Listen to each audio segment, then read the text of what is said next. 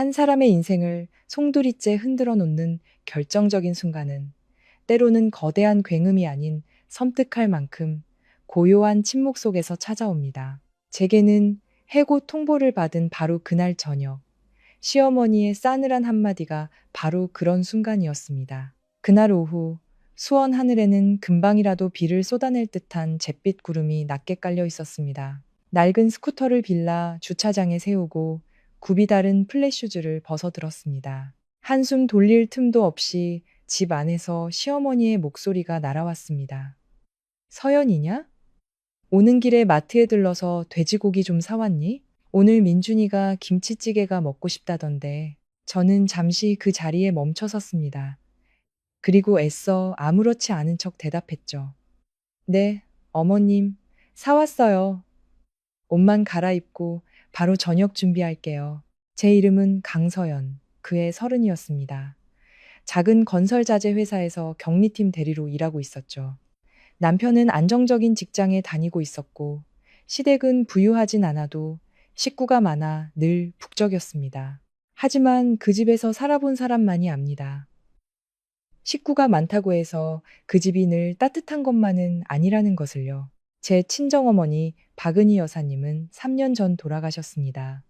평생을 시장 한쪽에서 작은 식당을 하며 밤에는 가계부 정리를 도우며 저를 키우셨습니다. 가난했지만 어머니는 늘 말씀하셨죠. 여자는 힘들게 살 수는 있어도 남에게 인격이나 정직함으로 무시당해서는 안 된다. 남편 김민주는 저보다 4살 연상으로 인테리어 자재 유통회사의 영업팀장이었습니다. 신혼 초 그는 말했습니다. 걱정 마. 우리 집 식구들 다들 정이 많아. 저는 그 말을 믿었습니다. 엄마를 일찍 여인 딸에게 가족이라는 두 글자는 너무나 쉽게 믿어버리고 싶은 단어였으니까요. 시댁은 수원의 낡은 빌라 3층이었습니다. 시어머니는 남들의 시선을 끔찍이도 중요하게 생각하는 분이셨죠. 이웃들에게 아들은 능력 있고 며느리는 순하며 온 가족이 화목하다는 칭찬을 듣는 것을 좋아하셨습니다. 그 화목함이라는 평판은 오롯이 저의 희생으로 유지되었습니다. 저는 매일 새벽 5시 전에 일어나 밥을 안 치고 찌개를 끓이고 밑반찬을 만들었습니다. 그러고는 밤사이 쌓인 설거지를 하고 남편의 와이셔츠를 다리고 나서야 제 출근 준비를 할 수 있었습니다. 퇴근하고 돌아와 가방을 내려놓기가 무섭게 부엌으로 향해 저녁 준비를 해야 했죠. 시동생 민호는 변변한 직업 없이 아르바이트를 전전했고 동서유라는 온라인으로 옷을 팔았는데 입만 열면 뼈 있는 농담을 던지는 사람이었습니다. 제가 야근이라도 하고 늦게 들어오는 날이면 그녀는 비꼬듯 말하곤 했습니다. 아이고, 형님은 회사 일이 엄청 힘드신가 봐요. 역시 배운 사람은 다르다니까. 저는 그저였게 웃어넘길 뿐이었습니다.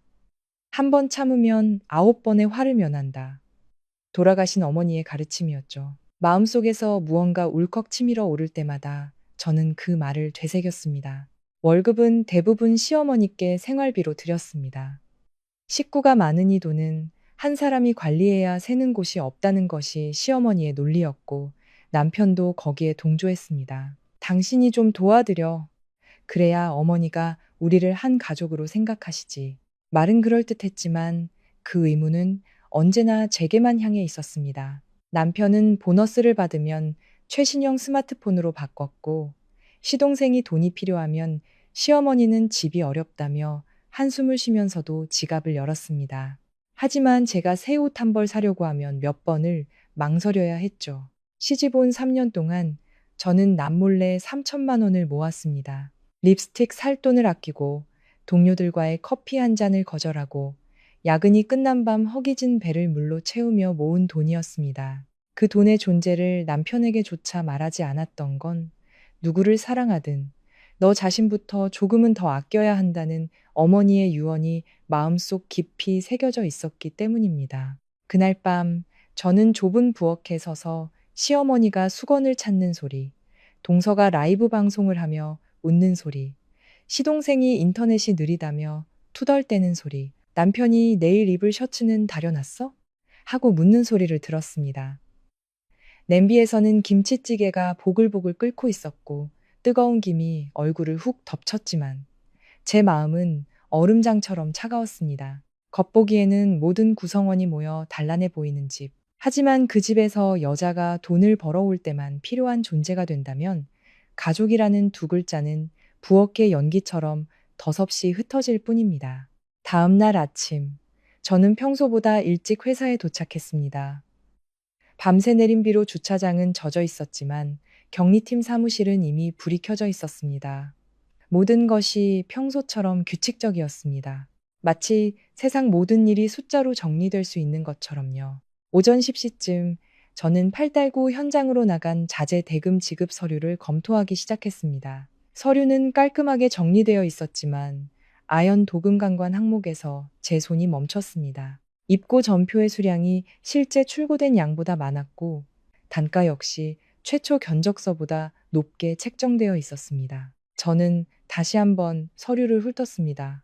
착각이 아니었습니다. 인수증에는 분명 다른 사람의 이름으로 서명되어 있었지만 마지막 기력 받침의 꺾임 각도나 글씨의 기울기가 이상할 정도로 비슷했습니다. 이 일을 오래 하다 보면 어디까지가 단순 오타이고 어디부터가 의도적인 수정의 흔적인지 알 수 있습니다. 저는 서류를 들고 김 과장님 자리로 갔습니다. 그녀는 서류 몇 장을 넘겨보더니 안색이 미세하게 변했습니다. 그리고는 서류철을 덮어 제 쪽으로 밀며 말했습니다. 강대리, 그냥 둬. 모르는 게 약일 때도 있는 거야. 저는 목소리를 낮춰 물었습니다. 하지만 이대로 결제가 나면 나중에 누가 책임지나요?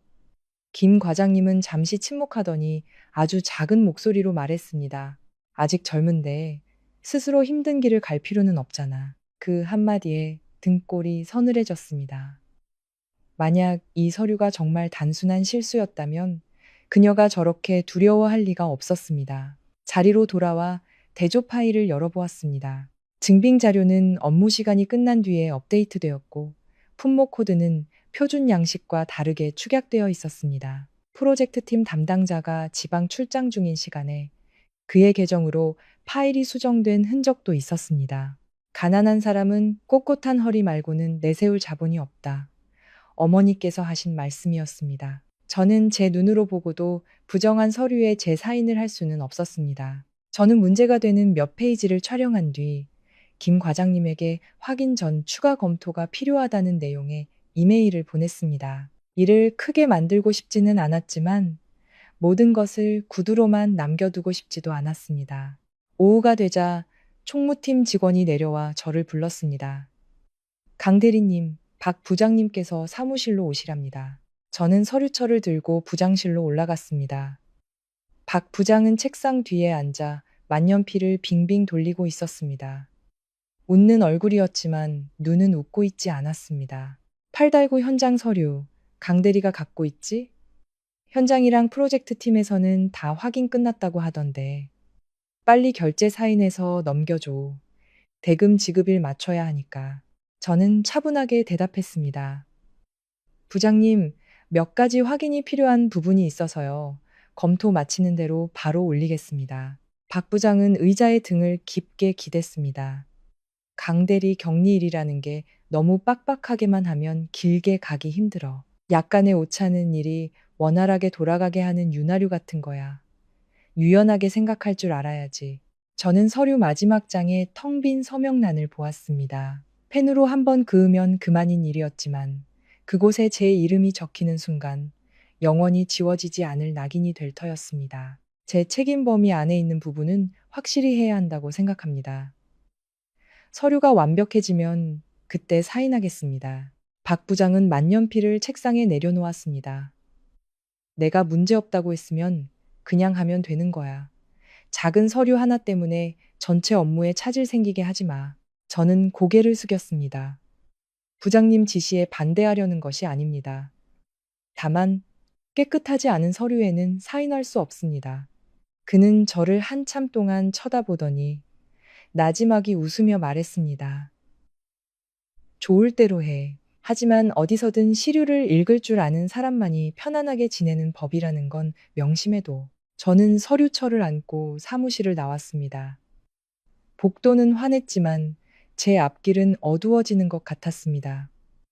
제가 거절한 것은 단순히 하나의 서명이 아니었습니다. 그것은 많은 이들이 이미 익숙하게 고개를 숙여온 거대한 침묵의 카르텔에 대한 거부였습니다. 부장실을 나온 그날 오후부터 제 주변의 공기가 달라졌다는 것을 느낄 수 있었습니다. 누구도 대놓고 말하지는 않았지만 제가 지나갈 때면 나누던 대화가 뚝 끊겼습니다. 대조가 필요한 다른 증빙 서류들은 이상하게 다른 사람의 책상 위에서 더 오래 머물렀습니다. 팔달구 현장 서류에 대한 재검토를 요청하는 이메일을 다시 보냈지만 아무에게서도 답장은 오지 않았습니다. 점심시간이 지나자 창고팀에서 몇 가지 서류를 더 가져왔지만 제가 요청했던 출고 확인서는 교묘하게 빠져 있었습니다. 김 과장님이 제 자리 옆을 지나가다 생수 한 잔을 내려놓았습니다. 그녀는 제 눈을 똑바로 보지 않고 아주 작은 목소리로 말했습니다. 보냈던 메일들 전부 백업해놔. 나중에 무슨 일 생기면 그거라도 있어야 말할 근거가 생기니까. 저는 그녀 역시 이 서류에 문제가 있다는 것을 알면서도 그저 두려워하고 있다는 것을 깨달았습니다. 물에 빠진 사람을 보고도 모두가 손을 내밀 용기가 있는 것은 아니니까요. 그날 밤 저는 개인 노트북으로 낮에 찍어둔 서류 사진들을 다시 확인했습니다. 입고 날짜가 검수 날짜와 겹쳐 있었고 자재 코드는 2번이나 수정되었습니다. 어떤 파일은 창고 직원들이 모두 퇴근한 밤 9시가 넘은 시각에 업데이트되어 있었습니다. 이것은 실수가 아니었습니다. 잘못된 것을 합법적인 것처럼 보이게 하려고 정교하게 다듬어진 하나의 작품이었습니다. 나무가 곧으면 부러질 걱정이 없다고 하지만 독한 바람이 부는 곳에 곧게 선 나무는 날이 밝기 전에 누군가에 의해 꺾일 수도 있다는 생각이 들었습니다. 3일 후 총무팀 직원이 제게 다가왔습니다. 강 대리님, 부장님과 인사팀에서 이번 회의실로 오시랍니다. 이번 회의실은 복도 끝에 있는 회사에서 좀처럼 사소한 일로 사용하지 않는 공간이었습니다. 저는 수첩과 제가 보냈던 이메일 출력물을 챙겨 들었습니다. 회의실 안에는 박 부장과 김 과장, 그리고 인사팀장이 앉아 있었습니다. 인사팀장은 제 앞으로 서류 한 장을 밀었습니다. 내부 감사 결과 강서연 대리는 지급 결제 서류 검토 과정에서 중대한 과실을 범하여 대금 지급 절차를 지연시키고 회사의 재정적 손실 위험을 초래한 것으로 확인되었습니다. 저는 인쇄된 글자들을 보며 목이 맸습니다. 죄송하지만 제가 어떤 과실을 저질렀다는 말씀이신가요? 저는 서류의 불일치를 발견했기 때문에 사인을 보류한 것입니다. 박 부장이 끼어들었습니다. 책임 회피하지 마. 이상한 점을 발견했으면 정식 절차에 따라 보고를 했어야지. 서류를 무단으로 붙들고 있어서 전체 지급 시스템에 영향을 줬잖아. 저는 이메일 출력물을 책상 위에 올려놓았습니다. 저는 재검토를 요청하는 이메일을 보냈고 부장님께 직접 구두로도 보고드렸습니다. 그가 비웃었습니다. 이메일은 개인적인 의견일 뿐이고 말로 한 걸 누가 증명해주지? 회사는 감정이 아니라 절차로 일하는 곳이야. 저는 김 과장님 쪽으로 고개를 돌렸습니다. 그녀가 단 한마디, 제가 그 서류에 대해 물어봤었다는 말만 해준다면 모든 것이 달라질 수 있었습니다. 하지만 그녀는 고개를 숙이고 있었습니다. 그 침묵은 어떤 고함보다도 더 깊고 날카롭게 저를 찔렀습니다. 인사팀장은 해고 통지서를 내밀었습니다. 사유는 업무 협조, 의무 불이행 및 재정적 손실 위험 초래였습니다. 저는 통지서 수령란에 서명하고 그 아래에 상기예고 사유에 동의하지 않음이라고 똑똑히 적었습니다. 손은 떨렸지만 글씨는 비뚤어지지 않았습니다. 제가 일어서기 전 박 부장이 나지막이 말했습니다. 조용히 다른 자리 알아보는 게 좋을 거야. 회사에 손실을 끼쳤다는 소문만 돌아도 업계에서 당신을 받아줄 곳은 없을 테니. 저는 그를 쳐다보았습니다. 어떤 사람들은 깨끗하게 다려진 셔츠를 입고 시원한 에어컨 바람을 쐬며 앉아 있지만 그들의 마음은 한겨울 밤비보다 더 차갑다는 것을 깨달았습니다. 제 자리로 돌아와 짐을 챙겼습니다. 작은 화분, 업무 수첩, 입사할 때 어머니가 사주신 펜, 하나씩 상자에 담을 때마다 물건의 무게는 가벼웠지만 제 마음은 천근만근 가라앉았습니다. 밖에는 비가 내려 회사 주차장을 하얗게 적시고 있었습니다. 저는 상자를 안고 동료들의 책상 사이를 지나갔습니다. 아무도 저를 부르지 않았습니다. 아무도 제게 억울하지 않으냐고 묻지 않았습니다. 집 앞 골목에 도착했을 때 빗줄기는 조금 가늘어져 있었습니다. 손에 든 상자는 무겁지 않았지만 저는 이름 붙일 수 없는 억울함을 한가득 짊어진 기분이었습니다. 현관문을 열고 들어서자 시어머니가 거실 한가운데 앉아 콩나물을 다듬고 있었습니다. 동서유라는 벽에 기댄 채 스마트폰을 보고 있었지만 그 눈은 재빨리 저를 훑었습니다. 아무도 왜 이렇게 일찍 왔냐고 묻지 않았습니다. 시어머니는 제 손에 들린 상자를 보고 미간을 찌푸렸습니다. 어머, 웬 짐이냐? 저는 상자를 벽에 내려놓으며 말했습니다. 어머님, 저 회사에서 잘렸어요. 콩나물을 다듬던 시어머니의 손이 멈췄습니다. 그 눈빛은 방금 재난을 당한 사람을 보는 것이 아니라 수입원이 끊긴 통장을 보는 듯 했습니다. 잘려? 멀쩡히 잘 다니던 회사를 왜 그만두게 해? 저는 깊은 숨을 내쉬었습니다. 회사에 비리 서류가 있었는데 제가 사인을 거부했더니 저한테 책임을 떠넘겼어요. 동서가 피식 웃었습니다. 어머, 격리가 갑자기 잘릴 정도면 보통 일은 아니었나 보네요. 어머님. 저는 그녀를 돌아보며 말했습니다. 나는 부정한 돈, 10원 한 장 만진 적 없어. 시어머니는 콩나물을 소쿠리에 내려놓으며 바싹 마른 목소리로 말했습니다. 네가 그렇게 말한들 누가 알아주니? 문제가 없는 사람을 괜히 해고할 회사가 어디 있겠어. 회사 전체가 틀렸고 너 혼자만 옳았다는 거니? 그 말은 젖은 옷 위로 쏟아지는 찬비보다 더 날카롭게 제 가슴을 파고들었습니다. 저는 집에 오면 적어도 제 말을 끝까지 들어줄 사람이 있을 거라고 생각했습니다. 하지만 현관문은 열려 있었지만 마음의 문은 이미 굳게 닫혀 있었습니다. 저는 짐 상자를 방으로 옮기고 마른 옷으로 갈아입은 뒤 다시 부엌으로 향했습니다. 머릿속은 뒤죽박죽이었지만 손은 기계적으로 쌀을 씻고 채소를 다듬고 찌개 냄비를 불 위에 올렸습니다. 가만히 앉아 있으면 저를 이해하려 하지 않는 사람들 앞에서 눈물을 보일 것만 같았습니다. 그날 저녁 남편 민준이 늦게 돌아왔습니다. 들어오자마자 그는 물었습니다. 당신 정말 회사에서 잘렸다며? 저는 남편을 바라보았습니다. 네, 하지만 억울해요. 그 서류 분명 문제가 있었어요. 난 사인할 수 없었어요. 그는 식탁 의자를 끌어당겨 앉았습니다. 오늘 오후에 우리 회사 사람들이 수군거리는 소리를 들었어. 내 아내가 격리로 일하다가 돈 문제로 잘렸다고. 내가 그 자리에 서서 얼마나 창피했는지 알아? 저는 할 말을 잃었습니다. 당신은 다른 사람들 말을 먼저 믿어요? 아니면 내 말을 먼저 믿어요? 민주는 제 시선을 피했습니다. 난 결과만 봐. 결과는 당신이 직장을 잃었고 나는 회사에서 얼굴을 들 수 없게 됐다는 거야. 그날 저녁 식탁에는 된장찌개와 계란말이 그리고 나물 반찬이 올라왔습니다. 늘 먹던 음식이었지만 목구멍으로 넘어가질 않았습니다. 시어머니는 혀를 차며 말했습니다. 조용하던 집에 갑자기 이게 무슨 날벼락인지 정말 마가 꼈나. 동서는 나무를 집으며 가볍게 말했습니다. 아니 땐 굴뚝에 연기 나겠어요? 전 오빠 걱정돼서 그래요. 시동생 민호는 고개를 숙인 채 국물만 떠먹었습니다. 그의 침묵은 어떤 말보다도 더 분명하게 다수의 편에 서 있었습니다. 저는 젓가락을 내려놓았습니다. 모두 제가 잘못했다고 생각하시면 그냥 솔직하게 말씀하세요. 하지만 제가 하지도 않은 일로 저를 죄인 취급하지는 말아주세요. 시어머니가 얼굴을 찌푸렸습니다. 네가 월급 꼬박꼬박 가져올 때는 무슨 말을 해도 예쁘게 들렸지. 이제 백수가 됐으니 누가 널 책임져 줄 것 같아? 저는 남편을 돌아보았습니다. 단 한마디라도 제 편을 들어주길 바랐지만 그는 밥그릇만 쳐다보고 있었습니다. 당분간 집에서 쉬면서 살림이나 제대로 해. 일자리는 당신이 알아서 찾아봐. 내가 모든 걸 다 챙겨줄 순 없어. 제 마음속에서 무언가 쩍 하고 갈라지는 소리가 선명하게 들렸습니다.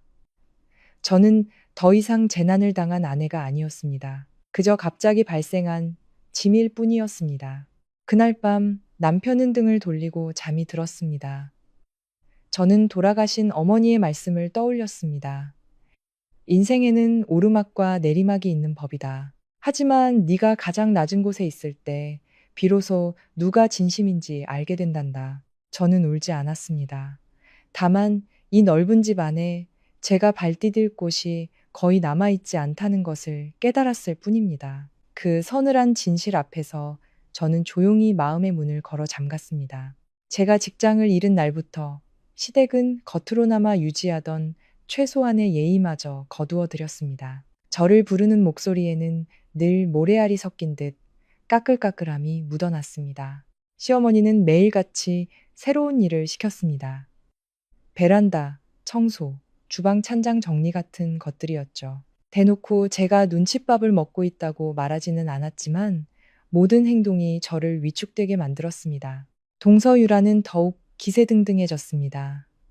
그녀는 자신이 파는 옷들을 거실 한가운데 펼쳐놓고 포장을 하면서 박스 테이프를 뜯는 소리와 함께 웃음소리를 흘렸습니다. 역시 집에 있는 사람이 좋긴 좋네. 할 일이 얼마나 많아. 나처럼 밖으로만 도는 사람은 어머님 돕고 싶어도 시간이 없다니까. 저는 계속해서 일자리를 알아봤습니다. 하지만 면접관들은 제 이력서에 적힌 이전 회사 이름을 보고는 목소리 톤이 바뀌었고 어떤 곳에서는 저희는 이력이 깨끗한 분을 원합니다 라며 노골적으로 거절 의사를 비췄습니다. 저는 그 굴욕을 누구에게도 말하지 않고 속으로 삼켰습니다. 그러던 어느 일요일 아침, 날씨는 유난히 후텁지근했습니다. 제가 부엌에서 흰죽을 끓이고 있을 때 대문 밖에서 쾅 하는 소리가 들렸습니다. 곧이어 두 번째 소리가 울렸습니다. 박 여사, 안에 있는 거 다 알아. 당장 나와서 얘기 좀 해. 안방에 있던 시동생 민호가 부스스한 머리로 뛰쳐나왔고 동서는 자기 방문을 살짝 열고 밖을 엿보았습니다. 차를 마시던 시어머니도 벌떡 일어났지만 문틈으로 밖을 확인한 순간 얼굴이 새하얗게 질렸습니다. 남편이 나가서 현관문을 열었습니다. 세네 명의 사람들이 험악한 얼굴로 마당으로 들이닥쳤습니다. 금목걸이를 한 남자가 시어머니를 손가락으로 가리키며 소리쳤습니다. 이거 어떻게 할 겁니까? 개가 깨졌으면 책임을 져야 할 거 아니에요. 개주가 돈 들고 튀었는데 중간에서 수수료 받아먹은 당신이 모른 척하면 안 되지? 시어머니는 말을 더듬었습니다. 나도 피해자예요. 저도 지금 돈을 찾을 방법을 알아보고 있다고요. 함께 온 다른 여자가 비웃었습니다. 사람들 끌어들일 때는 그렇게 철석같이 믿으라고 하더니 이제 와서 피해자라고 하면 끝이에요? 저는 부엌 문가에 서서 등골이 오싹해지는 것을 느꼈습니다. 그동안 시어머니가 몰래 봤던 전화들, 초조해하며 안절부절못하시던 모습들이 단순한 일이 아니었던 겁니다. 시어머니는 단순히 개를 한 것이 아니었습니다. 중간에서 사람들을 모으고 수수료를 챙기는 소위 개모임 총무 역할을 하며 이리저리 돈을 돌려막고 있었던 것입니다. 남자가 마당에 놓인 돌 테이블을 손바닥으로 내리쳤습니다. 개돈의 연체 이자, 벌금, 그리고 당신이 따로 빌려간 돈까지 합해서 총 1억 5천만 원이야. 하나도 빼놓지 말고 다 갚아. 시동생 민호는 뒤로 주춤 물러섰습니다. 엄마, 액수가 왜 이렇게 커요? 동서는 남편의 팔을 끌어당기며 다른 사람들도 들을 수 있을 만큼의 목소리로 속삭였습니다. 이거 집안 살림 다 팔아도 못 갚겠네. 남편이 애써 어머니 앞을 막아섰습니다. 다들 진정하시고 저희가 어떻게든 방법을 찾아보겠습니다. 어느새 대문 밖에는 이웃들이 모여들기 시작했습니다. 시어머니는 의자에 주저앉아 얼굴을 감싸고 울기 시작했습니다. 그 울음소리는 처량했지만 마당 한가운데 벌어진 추악한 진실을 가리기에는 역부족이었습니다. 그런데 저를 더 소름 끼치게 한 것은 채권자들이 아직 고함을 지르고 있는 그 와중에 시어머니가 고개를 들어 저를 쳐다보던 그 눈빛이었습니다. 단 한 번의 눈빛 교환이었지만 저는 그 의미를 즉시 알아차렸습니다. 그녀는 눈물을 닦으며 큰 소리로 외쳤습니다. 우리 집이 지금은 어렵지만 우리 큰며느리가 따로 모아둔 돈이 좀 있어요. 일단 그걸로 일부라도 말고 나머지는 차차 해결합시다. 마당에 있던 모든 사람들의 시선이 일제히 제게로 쏠렸습니다. 그 눈빛들은 더 이상 실직한 며느리를 보는 것이 아니라 방금 위치가 탄로난 금고를 보는 듯 했습니다. 저는 앞으로 나섰습니다. 제 목소리는 낮았지만 모두가 들을 수 있을 만큼 또렷했습니다. 이 일은 저도 오늘 아침에 처음 알았습니다. 저는 어떤 계에도 이름을 올리지 않았고 누구에게 돈을 빌린 적도 없습니다. 시어머니는 즉시 말투를 바꿨습니다. 서연아, 집안에 이런 일이 닥쳤으면 네가 도와야 할 거 아니니. 시어머니가 동네 사람들 앞에서 이렇게 망신당하는 걸 보고만 있을 거냐? 제가 돕지 않겠다고 말한 적은 없습니다. 하지만 어머님께서 제 개인 돈을 이렇게 다른 사람들 앞에서 마음대로 꺼내시는 건 아니라고 생각합니다. 남편이 얼굴을 찡그리며 말했습니다. 일단 눈앞에 불부터 끄는 게 먼저잖아. 그날 아침 채권자들이 들이닥친 이후로 집안은 차가운 잿더미에 뒤덮인 듯 했습니다. 시어머니는 더 이상 거실에 앉아 태평하게 스마트폰을 만지작거리지 않았습니다. 안절부절못하며 방 안을 서성이다가 누군가에게 작은 목소리로 전화를 걸었고 제가 다가서면 황급히 전화를 끊었습니다.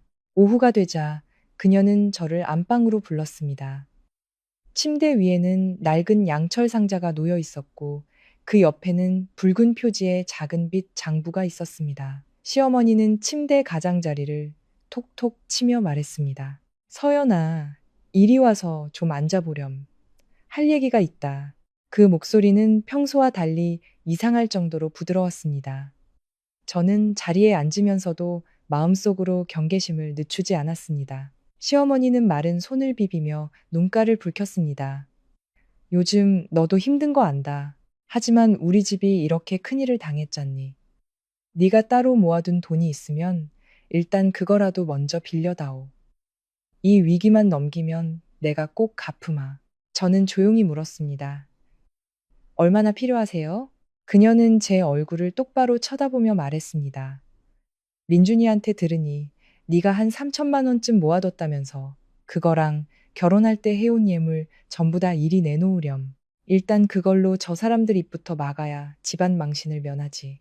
심장이 쿵 하고 내려앉는 것 같았습니다. 그 3천만 원은 제가 매달 제 몫을 줄여가며 모은 돈이었습니다. 예쁜 구두 한 켤레를 보고도 돌아섰던 날들. 야근 후 허기진 배를 맹물로 채웠던 밤들이 스쳐 지나갔습니다. 부자들에게는 크지 않은 돈일지 몰라도 제게는 마지막 남은 구명조끼와도 같았습니다. 어머님, 예물은 어떻게든 해보겠지만 그 돈은 안 되겠어요. 저도 이제 직장이 없는데 그 돈마저 없으면 저는 앞으로 어떻게 살아요? 시어머니의 얼굴이 순식간에 굳어졌습니다. 부드럽던 목소리는 온데간데 없었습니다. 너 지금 이 집에 살면서 내 몸 보신할 생각만 하는 거니? 시댁이 어려우면 며느리가 당연히 도울 생각을 해야지. 저는 애써 평정심을 유지하며 말했습니다. 제가 돕지 않겠다는 게 아닙니다. 하지만 그건 제 비상금이에요. 저도 앞날을 대비해야 해요. 그녀는 침대에 손을 내리쳤습니다. 앞날? 내 앞날은 어딜 가려고 준비하는데? 네 마음속에서는 이미 이 집을 남이라고 생각하고 있었던 거 아니냐? 바로 그때 남편이 방으로 들어왔습니다. 아마 시어머니가 미리 불러둔 모양이었습니다. 그는 저를 보며 굳은 얼굴로 물었습니다. 당신 정말 비자금 갖고 있었어? 저는 고개를 끄덕였습니다. 네, 있어요. 그게 바로 이런 비상시에 쓰라고 있는 돈이잖아. 지금이 바로 그 비상시라고. 남편이 미간을 찌푸렸습니다. 엄마가 빌리는 거지 아주 달라는 게 아니잖아. 뭘 그렇게 예민하게 굴어? 저는 남편을 보며 뼛속까지 피로감이 몰려오는 것을 느꼈습니다. 당신은 매달 월급이라도 나오잖아요. 저는 이제 수입이 없어요. 만약 제가 그 돈을 다 드리고 나중에 제가 급한 일이 생기면 그때는 누가 저를 책임져 주나요? 시어머니가 비웃었습니다. 이 집에서 널 먹여주고 재워주지. 누가 그런데? 아니면 시댁 식구들이 내 돈 다 뜯어먹을까봐 무서워서 그래? 저는 더 이상 말다툼하기 싫어 자리에서 일어났습니다. 하지만 그날 저녁 식사 자리에서 그 문제는 다시 수면 위로 떠올랐습니다. 시어머니는 밥그릇을 세게 내려놓으며 저를 노려보았습니다. 이제 돌려 말하지 않겠다. 당장 내 예물이랑 모아둔 돈 전부 내놔. 이 집부터 살리고 봐야 할 거 아니야. 동서가 저를 곁눈질하며 말했습니다. 형님도 참. 이런 마당에 자기 것, 남의 것 따지시는 거예요? 남들이 들으면 웃겠네. 시동생도 거들었습니다. 채권자들이 또 쳐들어오면 동네 사람들 보기 창피해서 어떻게 살아요? 저는 젓가락을 내려놓았습니다. 집안 체면은 어머님께서 보증을 서주신 그 순간부터 이미 구겨진 거예요. 제가 제 돈을 지키겠다고 해서가 아니고요. 식탁의 공기가 얼어붙었습니다. 시어머니는 얼굴이 새빨개져서 테이블을 쾅 하고 내리쳤습니다. 너 지금 말이 되는 소리를 하는 거야? 내가 누구 때문에 이 고생을 했는데. 다 이 집 잘 살아보려고 한 짓 아니냐. 어머님이 돈을 더 벌고 싶으셨던 마음은 탓하지 않겠습니다. 하지만 제 목숨과도 같은 비상금을 전부 내놓을 수는 없습니다. 그러자 시어머니가 갑자기 목소리를 비틀며 말했습니다. 어휴, 근본 없는 집안 출신은 어쩔 수 없다더니. 네, 엄마가 아주 야무지게도 가르쳤나 보다. 제 한 몸 건사할 줄만 알지. 의리라고는 눈꼽만큼도 모르게 말이야. 순간 귀가 윙하고 울렸습니다. 저는 시어머니를 보며 한 글자 한 글자 힘주어 말했습니다. 저에 대해 뭐라고 하시는 건 괜찮습니다. 하지만 돌아가신 저희 어머니까지 끌어들이지는 말아주세요. 시어머니는 더욱 기세등등하게 소리쳤습니다. 내가 틀린 말 했어? 너희 모녀는 어쩌면 그렇게 똑같니?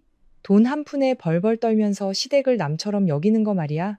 제가 대꾸하기도 전에 남편이 자리에서 벌떡 일어났습니다.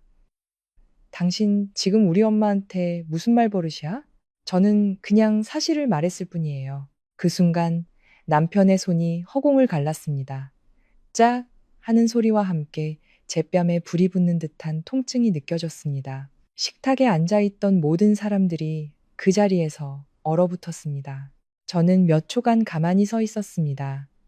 뺨은 화끈거렸지만 마음은 이상할 정도로 차갑게 식어갔습니다. 저는 조용히 방으로 들어가 결혼 예물함과 통장을 가지고 나왔습니다. 다음 날 아침, 저는 은행에 가서 3천만 원을 모두 인출했습니다.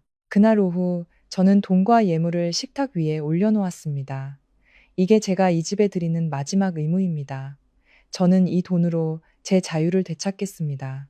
이제부터 저는 이 집에 단 1원의 정이든 의리든 빚진 것이 없습니다. 그날 오후 제가 돈과 예물을 식탁 위에 올려놓은 후로 시댁은 거짓말처럼 조용해졌습니다. 며칠 동안 채권자들이 대문을 두드리는 일은 없었고 시어머니도 이웃들 앞에서 더 이상 눈물을 보이지 않았습니다. 하지만 저는 알고 있었습니다. 그 고요함은 사람들의 마음이 가라앉아서가 아니라 제 마지막 남은 돈으로 잠시 파도의 입을 막아놓았기 때문이라는 것을요. 시어머니는 돈을 들고 방으로 들어가 남편과 한참 동안 문을 닫고 이야기를 나눴습니다. 저는 마루에 앉아 메마른 화분 너머로 비치는 저녁 노을을 바라보았습니다. 뺨은 여전히 욱신거렸지만 그 통증은 제 손에 더 이상 돌아갈 길이 없다는 공허함에 비할 바가 아니었습니다. 그날 저녁 식탁에서는 수저 부딪히는 소리만 들렸습니다. 아무도 제가 내놓은 돈에 대해 언급하지 않았고 고맙다는 말 한마디 건네는 사람도 없었습니다. 시어머니는 식사를 마치고 한숨을 쉬며 말했습니다. 일단 급한 불만 끈 거지. 앞으로가 더 문제네. 그 말을 듣는 순간 마음속이 싸늘하게 식었습니다. 그들에게 제가 몇 년간 아끼고 모은 돈은 제 피와 땀이 아니었습니다. 그저 다른 사람이 찢어놓은 옷을 임시로 꿰매는 작은 헝겊 조각에 불과했습니다. 다음 날 오후 남편이 어딘가 다녀오더니 노란색 서류 봉투를 손에 들고 나타났습니다. 그는 그것을 거실 테이블 위에 올려놓으며 이상할 정도로 평온한 목소리로 말했습니다. 서연아, 이리 와봐. 할 얘기가 있어. 저는 손을 닫고 부엌에서 나왔습니다. 시어머니는 이미 소파에 앉아 있었고 동서는 자기 방문가에 서서 곁눈질을 하고 있었습니다. 시동생은 테이블에 엎드려 고개를 숙인 채 그저 자리를 채우기 위해 앉아 있는 듯 했습니다. 남편은 서류 봉투를 열어 제 앞으로 종이 몇 장을 밀었습니다. 내가 생각해 봤는데 우리 이제 그만하는 게 맞는 것 같아. 고개를 숙여 종이를 보았습니다. 맨 위에는 협의 이혼 의사 확인 신청서라는 글자가 선명하게 밝혀 있었습니다. 심장이 한번 쿵 하고 멈췄지만 이상하게도 충격은 없었습니다. 아마도 그가 온 가족 앞에서 제게 손찌검을 한 그 순간 우리의 결혼은 이미 금이 갈 대로 가서 이 종이 한 장으로 그 이름을 확인하는 절차만 남았던 모양입니다. 제가 물었습니다. 그게 무슨 뜻이에요? 남편은 팔짱을 끼며 말했습니다. 우리 사이에 더 이상 대화가 없잖아. 당신은 직장도 잃고 구설수에 올랐고 나는 내 앞날이 있는데 이대로 계속 가는 건 서로에게 상처만 될 뿐이야. 저는 희미하게 웃었습니다.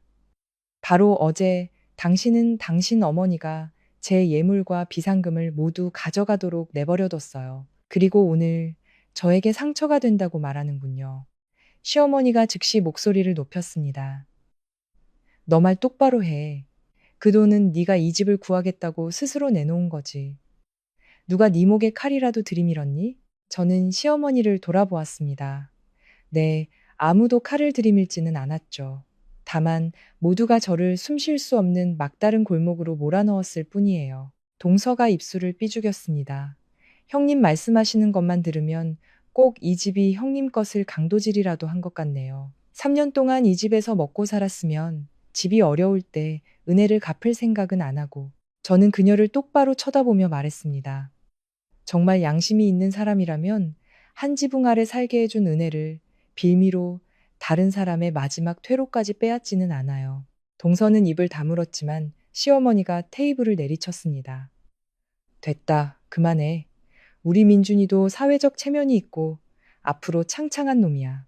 돈 문제로 회사에서 잘린 와이프를 뒀다는 오명을 평생 쓰고 살 수는 없잖아. 한 글자 한 글자가 돌멩이처럼 떨어졌습니다. 저는 남편을 보았습니다. 당신도 그렇게 생각해요? 그는 잠시 제 시선을 피하더니 대답했습니다. 나도 더 이상 복잡한 일에 얽히고 싶지 않아. 좋게 헤어지는 게 낫잖아. 좋게 헤어진다.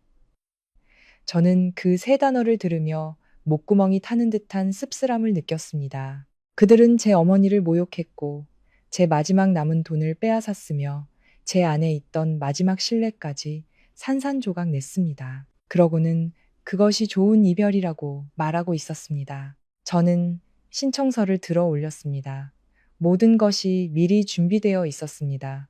이름, 주민등록번호, 이혼 사유, 서명란까지 마치 미리 포장된 상품처럼 깔끔했습니다. 차갑고 명확한 생각 하나가 머리를 스쳤습니다. 아마도 제가 직장을 잃은 그 순간부터 그들은 저를 버려야 할 고장난 물건으로 취급했을 겁니다. 다만 버리기 전에 제가 가진 마지막 것까지 짜내고 싶었을 뿐이죠. 저는 펜을 제 쪽으로 끌어당겼습니다. 시어머니는 제가 울거나 매달릴 것이라고 예상했는지 저를 뚫어지게 쳐다보았습니다. 남편도 굳은 표정으로 침묵하고 있었습니다. 하지만 저는 울지 않았습니다. 눈물은 함께 아파해줄 사람 앞에서만 흘려야 하는 것이니까요. 저는 미리 인쇄된 서명란에 제 이름을 적었습니다. 생각보다 글씨는 흔들리지 않았습니다. 서명을 마친 뒤 저는 펜을 내려놓았습니다. 좋아요. 서명할게요. 이제부터 다시는 제 앞에서 정의나 의리 같은 단어는 꺼내지 말아주세요. 집안은 쥐 죽은 듯 조용해졌습니다. 저는 이혼 서류 위에 놓인 제 서명을 바라보았습니다. 혼인신고서는 몇 번의 펜놀림으로 끝낼 수 있지만 제 안에서 진정으로 죽어버린 것은 이미 그보다 훨씬 전에 죽어버렸습니다. 이혼 서류에 서명한 후 남편은 법원에 서류를 제출했습니다. 우리에게는 아이도 없었고 공동명의로 된 재산도 없었기에 협의 이혼 절차는 생각보다 빠르게 진행되었습니다. 하지만 한 지붕 아래에서 이미 부부의 연이 끝난 채 살아가는 것이 어떤 것인지 깨닫기에는 충분히 긴 시간이었습니다. 약 3주 동안 저는 그 집에서 그림자처럼 지냈습니다. 시어머니는 더 이상 저를 부르지 않았고 시동생은 저를 피했습니다. 동서는 가끔 제 방을 힐끔거리며 비웃었고 남편은 퇴근 후 밥만 먹고는 등을 돌리고 누워버렸습니다. 한번 끊어진 끈은 억지로 이어 붙이려 할수록 손만 아플 뿐이었습니다. 법원에서 최종 결정이 나온 날, 저는 얇은 종이 한 장을 손에 들고 텅 빈 마음으로 서 있었습니다. 3년 전 혼인신고서 위에는 제 이름과 남편의 이름이 나란히 놓여 있었습니다. 이제는 같은 두 이름이 모든 관계의 끝을 알리는 문서 위에 서 있었습니다. 그날 오후 저는 옷장 밑에서 갈색 캐리어를 꺼냈습니다. 제 짐은 많지 않았습니다. 낡은 옷 몇 벌, 세면도구, 어머니의 수첩, 입사할 때 어머니가 사주신 볼펜, 그리고 어머니와 함께 찍은 사진 몇 장이 전부였습니다. 3년간 시집살이를 하며 집안의 온갖 꾸준히 일을 도맡았지만 막상 떠날 때가 되니 제 것은 캐리어 하나에 다 들어갈 정도였습니다. 캐리어 지퍼를 잠그려는데 동서가 방으로 들어왔습니다. 그녀는 방안을 한번 쓱 훑어보더니 소리쳤습니다. 어? 내 반지가 어디 갔지? 제가 고개를 들자 그녀가 물었습니다. 반지요? 그녀는 밖을 향해 큰 소리로 외쳤습니다. 어머님, 제가 아침에 화장대 위에 반지를 뒀는데 없어졌어요. 시어머니가 허둥지둥 방으로 들어왔고 남편과 시동생도 문가에 섰습니다. 저는 그들의 얼굴을 차례로 보며 마음이 차갑게 식어가는 것을 느꼈습니다. 이 연극은 새로울 것도 없었지만 마지막 순간에까지 이걸 사용할 줄은 몰랐습니다. 동서가 팔짱을 끼며 말했습니다. 아침부터 지금까지 내 방에 들어온 사람은 아무도 없었는데 마침 형님이 짐을 싸고 계셨네요. 저는 단도직입적으로 물었습니다. 내가 내 반지를 훔쳤다는 뜻이야? 그녀는 어깨를 으쓱했습니다. 제가 그렇게 말한 건 아니지만 물건이 없어졌으니 찾아야죠. 시어머니가 허리에 손을 얹으며 말했습니다. 서연아, 떳떳하면 무서울 거 없잖니. 어디 캐리어 한번 열어서 모두에게 보여주렴. 저는 시어머니를 보았습니다. 어머님도 제가 그랬다고 생각하세요? 그녀는 시선을 피하며 말했습니다. 세상에 떳떳한 사람은 죽음을 두려워하지 않는 법이야. 뭘 그렇게 예민하게 굴어. 문가에 서 있던 남편의 얼굴은 냉담했습니다.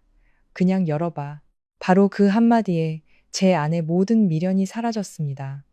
저는 몸을 숙여 캐리어를 열고 물건들을 하나씩 침대 위에 올려놓았습니다. 옷, 수건, 어머니의 사진이 담긴 앨범, 세면도구, 낡은 수첩. 그 어디에도 반지는 없었습니다. 방 안은 정적이 흘렀습니다. 동서의 얼굴이 하얗게 질렸습니다. 어딘가에 섞여 들어갔을 수도 있잖아요. 제가 말을 잘랐습니다. 없으면 없는 거야. 더 이상 말도 안 되는 소리 하지 마. 누구도 사과하지 않았습니다. 시어머니는 그저 가볍게 흥소리를 냈고 시동생은 뒤로 물러섰습니다. 남편은 마치 귀찮은 구경이 끝났다는 듯 가장 먼저 등을 돌렸습니다. 저는 천천히 짐을 다시 쌌습니다. 그들은 제가 고개를 숙인 채 떠나길 바랐을 겁니다. 하지만 저는 빈손으로 이 결혼에서 쫓겨날지언정 마지막 남은 제 자존심까지 그들에게 내어줄 생각은 없었습니다. 저는 캐리어를 끌고 마당으로 나왔습니다. 하늘에서는 또 비가 내리고 있었습니다. 세차게 쏟아지는 비는 아니었지만 끈질기게 이어지는 가랑비였습니다. 저는 문턱에 서서 마지막으로 그 집을 돌아보았습니다. 낡은 식탁, 물이 고인 작은 마당, 시든 꽃들. 모든 것이 익숙했지만 더 이상 제 것이 아니었습니다. 저는 버스를 타고 터미널 근처로 가 허름한 고시원의 작은 방 하나를 구했습니다. 벽에는 습기가 차 얼룩져 있었고 방 안에는 낡은 철제 침대와 선풍기 하나가 전부였습니다. 보증금이 적었기에 망정이지 방세를 내고 약과 빵, 물 한 병을 사고 나니 지갑에는 단돈 5만 원이 남아 있었습니다. 저는 침대 가장자리에 걸터 앉아 손에 든 얇은 지폐 몇 장을 내려다보았습니다. 태어나서 처음으로 저는 완벽한 빈털터리가 되었습니다. 하지만 이 축축한 방 안에서 저는 단 한 가지는 지켜냈습니다. 저는 고개를 숙이지 않고 그 집을 나왔다는 사실이었습니다. 고시원에서의 첫날 밤, 저는 열이 났습니다. 몸이 불덩이 갔다가도 오한이 들었습니다. 낡은 선풍기는 머리맡에서 덜컹거리며 돌아갔지만 그 바람은 벽에 밴 곰팡이 냄새를 쫓아내기엔 역부족이었습니다. 저는 철제 침대 위에서 몸을 웅크린 채 누워 있었습니다. 옆에는 채다 풀지 못한 캐리어가 놓여 있었죠.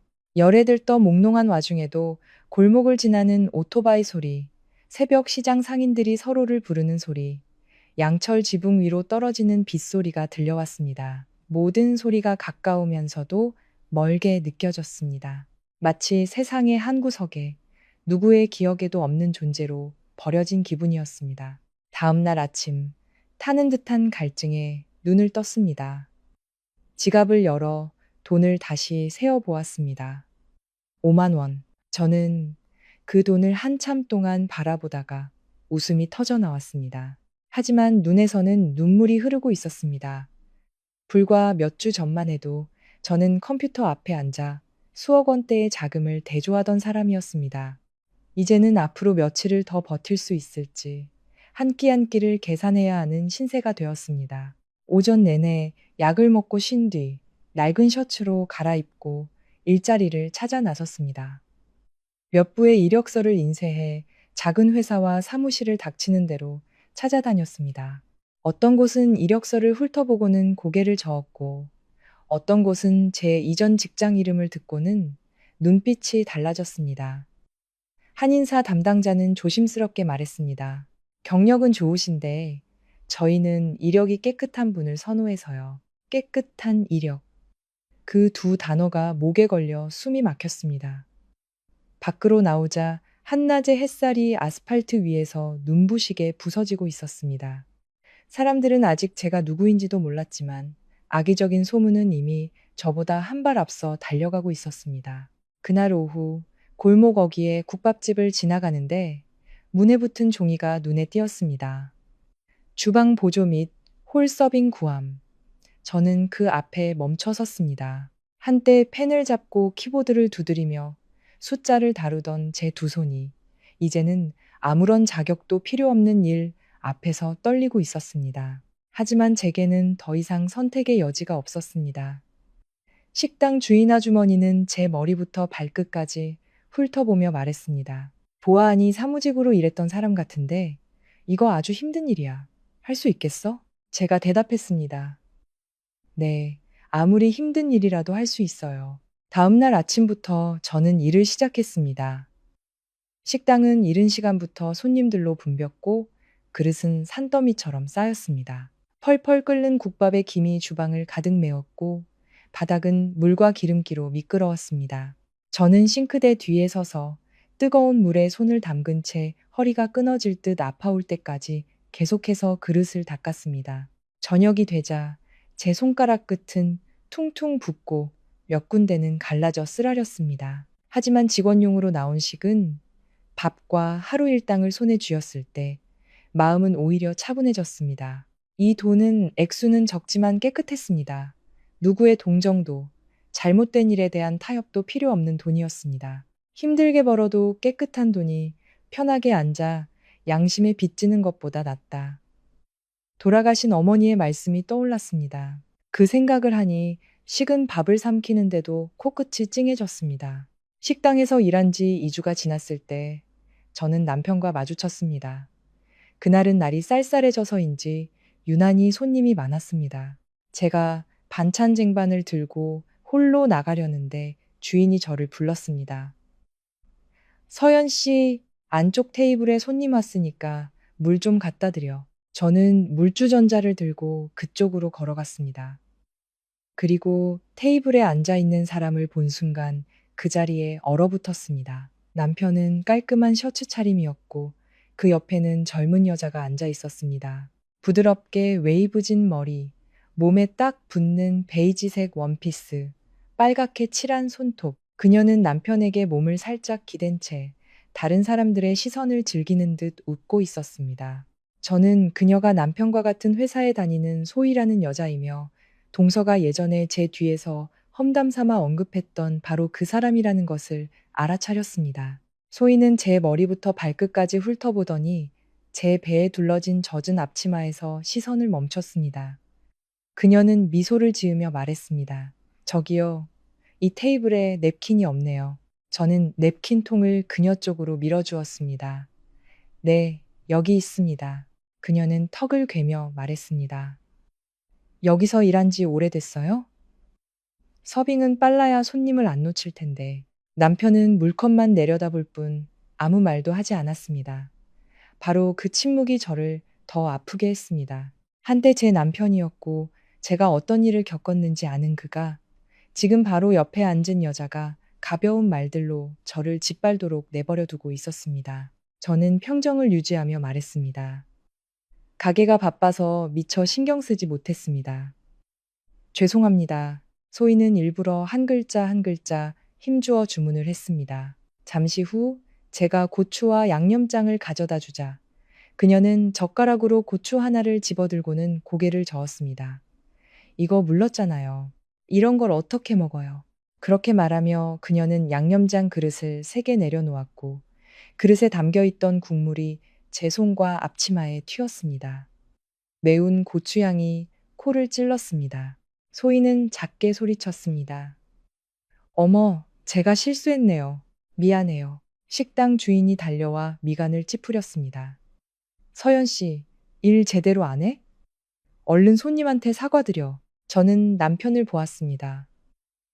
그는 여전히 고개를 들지 않았습니다. 저는 고개를 숙였습니다. 한 글자 한 글자가 돌덩이처럼 무거웠습니다. 죄송합니다. 등 뒤에서 소희의 작은 웃음소리가 들려왔습니다.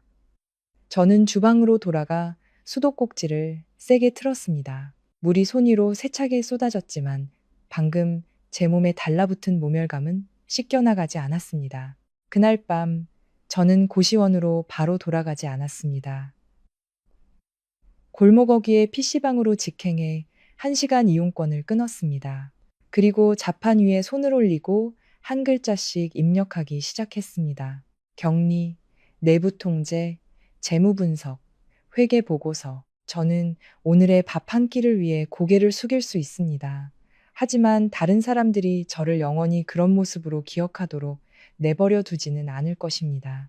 남편과 소희를 마주친 그날 밤 이후 제 마음속에는 꺼지지 않는 불씨 하나가 남았습니다. 그것은 원망의 불길로 타오르지는 않았지만 식당 테이블 앞에서 고개 숙였던 그 순간을 떠올릴 때마다 저 자신을 더 이상 주저앉아 있도록 내버려 두지 않는 뜨거움이었습니다. 저는 여전히 국밥집에서 일했습니다. 아침에는 그릇을 닦고, 점심에는 테이블을 치우고, 저녁에는 음식을 나르고, 밤에는 쓰레기를 버렸습니다. 두 손은 늘 붉게 부어 있었지만 일이 끝나면 허리가 끊어질 듯 아파도 저는 어김없이 골목 어귀의 PC방으로 향했습니다. 작고 낡은 컴퓨터들이 다닥다닥 붙어 있는 그곳은 키보드 소리와 컵라면 냄새, 담배 연기가 뒤섞여 늘 혼탁했습니다. 저는 가장 구석진 자리에 앉아 1시간씩 시간을 끊어 채용 사이트를 열고 조용히 공고를 읽었습니다. 격리 총괄, 내부 감사팀, 재무 분석 보고. 그 글자들은 제게 과거의 제 모습을 떠올리게 했습니다. 장부와 반듯한 숫자들 사이에서 살았던 저를 말입니다. 제 이력에는 지워지지 않는 오점이 찍혔지만 제 머릿속에 있는 능력까지 빼앗긴 것은 아니었습니다. 하지만 대부분의 회사는 이전 직장의 추천서나 분쟁 없는 이력을 요구했습니다. 평범하게 지원서를 낸다면 A&P 자제라는 회사 이름이 저를 서류 심사 단계에서부터 떨어뜨릴 것이 분명했습니다. 더 이상 예전과 같은 방식으로는 닫힌 문을 통과할 수 없었습니다. 밤 11시가 다 된 어느 날, 저는 명일그룹의 채용 공고를 보았습니다. 자재 및 프로젝트 부문의 내부 통제 전문가를 뽑는다는 내용이었습니다.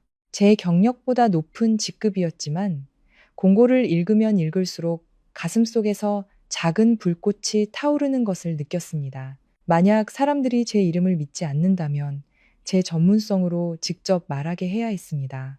저는 명일그룹에 대한 공개 자료를 찾기 시작했습니다. 그룹의 계열사 중 하나가 상장사였기에 사업 보고서는 인터넷에서 쉽게 찾아볼 수 있었습니다.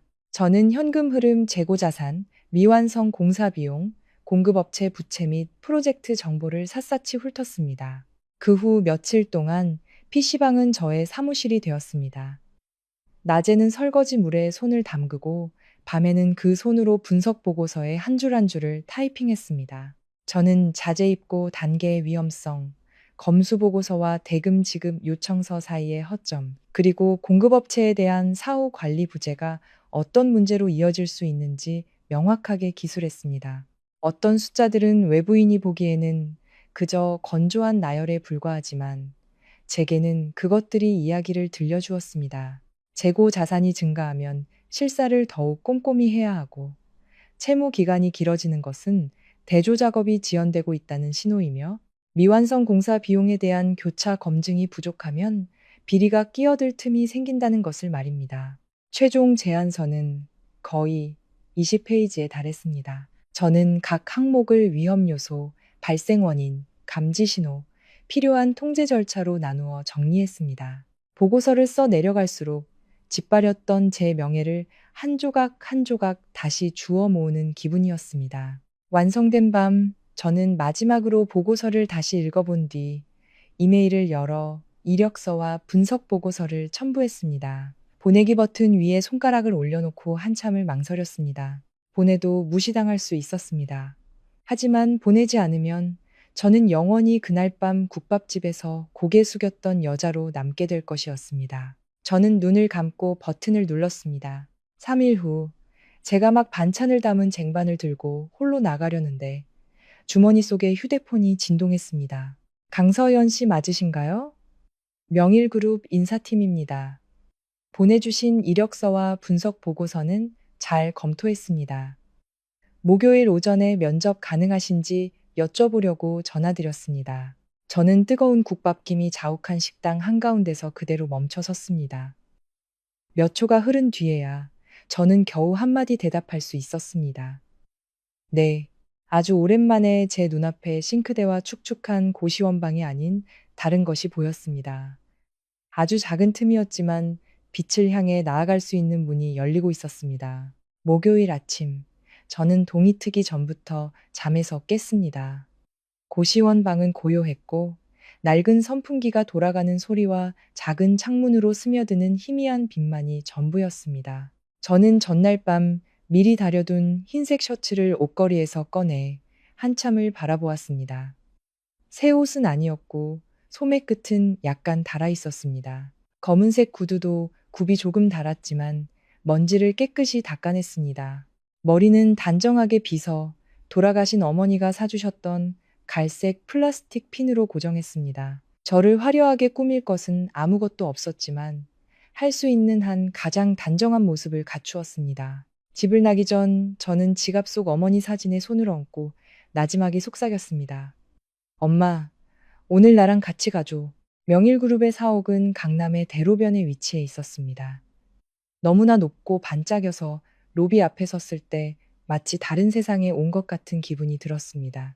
투명한 유리문, 광택이 나는 대리석 바닥, 조용한 목소리로 응대하는 안내 데스크 직원. 저는 문에 비친 제 모습을 보았습니다. 낡은 가방이 옆구리에 걸려 있었습니다. 저는 스스로에게 되뇌었습니다. 위축되지 말자. 나는 동정을 구하러 온 것이 아니다. 내가 아직 일할 수 있다는 것을 증명하러 온 것이다. 면접관은 인사 담당 최 이사와 내부 감사팀의 이 팀장이었습니다. 최 이사는 40대 중반의 여성으로 머리를 단정하게 올리고 있었고 눈빛은 날카로웠지만 불쾌하지는 않았습니다. 이 팀장은 말이 적었고 이력서를 펼치자마자 중요한 부분부터 짚어보았습니다. 최 이사는 제 경력 사항 중 A&P 자재 부분에서 손가락을 멈췄습니다. 이곳에서 좋지 않은 상황으로 퇴사하신 기록이 있네요. 저는 이 질문이 언젠가 나올 것이라고 예상하고 있었습니다. 피한다면 시작도 하기 전에 지는 것이었습니다. 저는 두 손을 테이블 위에 올려놓고 차분한 목소리로 말했습니다. 네, 맞습니다. 저는 제가 동의할 수 없는 내부 결론 때문에 회사를 나왔습니다. 하지만 오늘 제가 이 자리에 앉을 기회를 얻은 것은 소문 때문이 아니라고 생각합니다. 제가 제출한 분석 보고서가 제 능력에 대해 먼저 말해줄 수 있기를 바랍니다. 최 이사는 저를 잠시 더 쳐다보더니 고개를 끄덕였습니다. 저는 미리 인쇄해온 자료를 펼쳤습니다. 각 페이지에는 연필로 중요한 부분이 표시되어 있었습니다. 저는 자재입고 단계의 위험성부터 검수 보고서와 지급 요청서 사이의 공백, 그리고 장기 미수금이 작은 비리를 감출 수 있는 위험까지 차례대로 설명했습니다. 교차 검증 절차를 추가하는 방법, 공급업체를 사후 관리하는 방법, 그리고 한 사람이 한 항목에 대해 제안과 승인을 동시에 할 수 없도록 하는 시스템에 대해 이야기했습니다. 처음에는 목소리가 약간 떨렸지만 말을 할수록 저는 제 낡은 구두와 해진 가방, 그리고 설거지를 하던 지난 날들을 잊었습니다. 제 앞에는 더 이상 면접관이 아니라 오직 숫자만이 있었습니다. 그리고 저는 단 한 번도 숫자를 두려워한 적이 없었습니다. 이 팀장은 조용히 듣고 있다가 네 번째 항목에 이르러 질문했습니다. 검증 절차를 추가하면 대금 지급 속도가 늦어지지 않겠습니까? 저는 즉시 대답했습니다. 초기 단계에서는 약간의 지연이 있을 수 있습니다. 하지만 권한을 명확히 분배하고 표준화된 대조표를 사용하며 위험 등급에 따라 관리한다면 사후 검증은 비정상적인 서류에 대해서만 시간이 더 소요될 뿐 일반적인 서류 처리 속도에는 영향을 미치지 않을 것입니다. 이 팀장은 작게 고개를 끄덕였습니다. 최 이사는 더 이상 저를 문제가 있는 이력서의 주인으로 보는 것 같지 않았습니다. 그녀는 무언가를 메모하기 시작했습니다. 언제부터였는지 회의실 문이 살짝 열려 있었습니다. 50대 중반의 한 남자가 서류철을 든 채 밖에 서 있었습니다. 그는 키가 크고 머리에는 희끗희끗한 서리가 내려앉아 있었습니다. 그는 안으로 들어오지 않고 조용히 제 발표를 듣고 있었습니다. 제가 발표를 마쳤을 때 최 이사가 자리에서 일어났습니다. 회장님, 저는 깜짝 놀랐습니다. 그 남자가 안으로 들어왔습니다. 그는 테이블 위에 놓인 제 분석 보고서를 한번 보고 그리고는 저를 오랫동안 쳐다보았습니다. 그의 눈빛은 깊고 고요했습니다. 단순히 상사가 부하 직원을 살피는 그런 눈빛이 아니었습니다. 마치 현재 속에서 아주 오래전의 흔적을 발견한 사람처럼 낯설고도 미묘한 무언가가 담겨 있었습니다. 그는 제 이력서를 집어들었습니다. 그리고 가족 관계란을 보다가 박은희, 본적, 경기도, 수원이라는 글자에서 손을 멈췄습니다. 저는 그의 눈빛이 순간적으로 흔들리는 것을 보았지만 그는 아무것도 묻지 않았습니다. 그는 이력서를 내려놓으며 낮은 목소리로 말했습니다. 이 분석 보고서 직접 다 작성한 겁니까? 제가 대답했습니다. 네, 제가 직접 작성했습니다. 그는 고개를 끄덕였습니다. 이 서류는 보관하도록 하세요. 전문성은 신중하게 검토해 볼 가치가 있겠습니다. 그렇게 말하고 그는 회의실을 나갔습니다. 합격의 약속도 특별한 호의도 아니었습니다. 그저 짧은 한마디였지만 회의실의 분위기를 바꾸기에는 충분했습니다. 면접은 그 후 얼마 지나지 않아 끝났습니다. 제가 건물 밖으로 나왔을 때 햇살이 하얀 계단 위로 쏟아지고 있었습니다. 저는 잠시 멈춰서서 깊은 숨을 내쉬었습니다. 아주 오랜만에 저는 비를 맞으며 쫓겨나거나 식당에서 고개 숙여야 했던 여자가 아니라는 기분이 들었습니다. 그날 오후 명일 그룹으로부터 이메일이 도착했습니다. 내부 감사팀에서 수습사원으로 일해달라는 내용이었습니다. 저는 그 글자들을 몇 번이고 다시 읽고는 휴대폰을 가슴에 꼭 껴안았습니다. 인생이 더 쉬워진 것은 아니었습니다. 다만 오랫동안 진흙 속에 파묻혀 있던 제게 마침내 누군가가 저의 능력을 봐주기 시작했다는 것 뿐이었습니다. 명일그룹에서 저는 얇은 살얼음판 위를 걷는 사람처럼 일했습니다. 누구도 저를 나무라거나 꼬투리를 잡지 않았지만 바로 그 공정함이 저를 더욱 신중하게 만들었습니다. 이 기회는 동정심에서 온 것이 아니었습니다. PC방에서 밤새워 쓴 분석 보고서로 얻어낸 것이기에 더욱 허투루 일할 수 없었습니다. 이 팀장은 제게 몇 가지 간단한 서류 검토를 맡겼습니다. 입고 날짜가 어긋난 서류, 검수 부록이 누락된 서류, 비정상적으로 채무가 길어진 서류들이었습니다. 저는 각 위험 요소를 기록하고 대조표를 만들어 해결 방안을 덧붙였습니다. 일주일 후 그는 제 보고서를 보더니 짧게 말했습니다. 서류를 보는 눈이 정확하군. 이 속도대로만 해줘요. 그 짧은 한마디에 제 마음이 따뜻해졌습니다. 이곳에서는 옳고 그름이 증빙 서류 위에 있었지, 권력자의 고갯짓에 있지 않았습니다. 최 이사도 경계를 풀고 더 많은 자료를 맡기기 시작했습니다. 저는 제 과거의 어려움이나 시댁 이야기를 꺼내지 않았습니다. 그저 사람들이 제가 하는 일을 봐주기만을 바랐습니다. 하지만 한 회장님은 달랐습니다.